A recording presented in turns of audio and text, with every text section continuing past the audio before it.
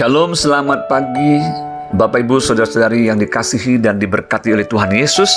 Pada pagi hari ini kita bersama-sama akan kembali merenungkan satu bagian firman Tuhan dengan judul Menjadi Manusia Baru di dalam Kristus. Saudaraku, menjadi Kristen sejati tidaklah sama dengan sekedar memeluk agama Kristen.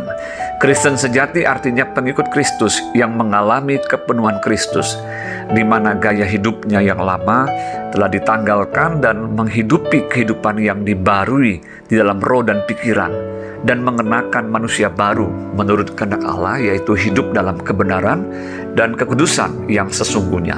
Karena itu tidaklah heran ada orang yang mengaku dirinya Kristen, tetapi cara hidupnya tidak mencerminkan dirinya sebagai pengikut Kristus yang sejati.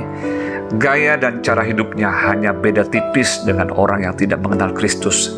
Dan tentu saja sebagai orang percaya, kita tidak mau kekristenan kita hanya sekedarnya dan bukan kekristenan yang sejati.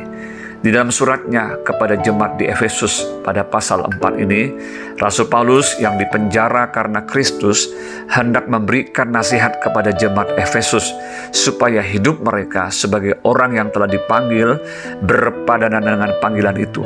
Di sini Rasul Paulus hendak menekankan pentingnya bagi jemaat untuk menjadi manusia baru di dalam Kristus. Ada beberapa hal yang penting yang diingatkan oleh Rasul Paulus untuk kita lakukan sebagai orang percaya, yaitu yang pertama, selalu bersikap rendah hati, lemah lembut dan sabar. Yang kedua, menunjukkan kasih dalam hal saling membantu. Yang ketiga, memelihara kesatuan roh oleh ikatan damai sejahtera. Yang keempat, berpegang teguh kepada kebenaran.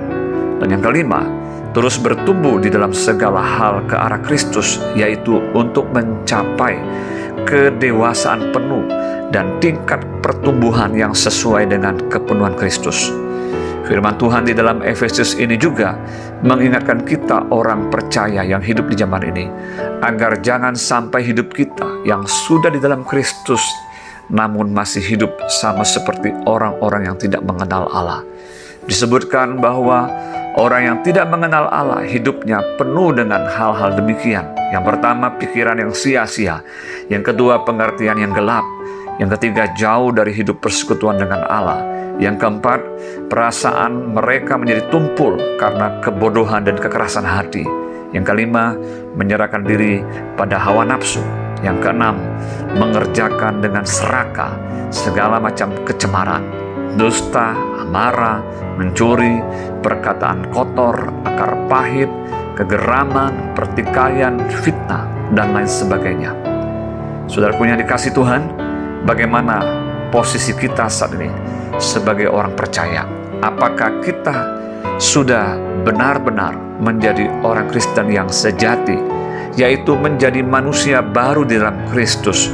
Atau kita masih seperti Kristen kanak-kanak yang diombang-ambingkan oleh rupa-rupa angin pengajaran, oleh permainan palsu manusia dan kelicikan mereka yang menyesatkan, sehingga kita hanyut mengikuti cara hidup dunia? Pastikan saat ini kita tidak mau mendukakan Roh Kudus Allah yang telah memeteraikan kita menjelang hari penyelamatan dengan cara hidup yang tidak berkenan kepada Allah.